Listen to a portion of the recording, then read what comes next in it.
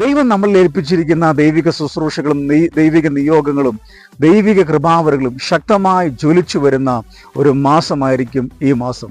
അതുകൊണ്ട് ദൈവസന്നിധിയിൽ ശക്തമായി ഒന്ന് പ്രാർത്ഥിക്കാൻ തയ്യാറായാൽ നമ്മളുടെ അകത്ത് ദൈവം പകർന്നിരിക്കുന്നത് ദൈവം ആഗ്രഹിക്കുന്ന പൂർണ്ണതയോടെ വെളിപ്പെട്ട് വരുവാനിടയായി തീരും.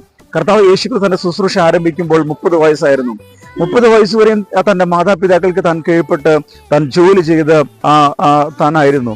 എന്നാൽ ദൈവിക ശുശ്രൂഷ തന്റെ മേൽ വെളിപ്പെടുമ്പോൾ പരിശുദ്ധാത്മാവ് അവൻ വ്യക്തമായി യേശുവിന്റെ സ്നാന ശുശ്രൂഷയിൽ ദേഹരൂപത്തിൽ ഇറങ്ങി വന്ന് ആത്മാവ് മരുഭൂമിയിലേക്ക് നയിച്ച് 40 ദിവസത്തെ ഉപവാസത്തിന് ശേഷം കർത്താവ് ആത്മാവിന്റെ ശക്തിയോടെ ഗലീലയിലേക്ക് വരികയാണ്. അപ്പോൾ എന്ത് ദൗത്യത്തിനാണോ കർത്താവ് അവൻ പിതാവായ ദൈവം യേശുവിനെ അയച്ചത്, ആ ദൗത്യം തന്നിൽ നിന്ന് പുറത്തു വരുവാനിടയായി. ഇത്രയും കാലം ഒരു മറഞ്ഞിരിക്കുന്ന ഒരു സമയമാണ് നിങ്ങൾക്ക് തോന്നിയിട്ടുണ്ടെങ്കിലും, ഇത്രയും കാലം ഒന്നും നടന്നില്ലല്ലോ എന്ന് നിങ്ങൾ ചിന്തിക്കുന്നുണ്ടെങ്കിൽ, നിന്നിൽ പകർന്നത്, നിന്നിൽ ദൈവം ആഗ്രഹിച്ചത്, നിന്നിൽ ദൈവം ഇൻവെസ്റ്റ് ചെയ്തത് പുറത്തു വരാൻ വേണ്ടി പോകുകയാണ്. വിശ്വസിക്കുക. God bless you.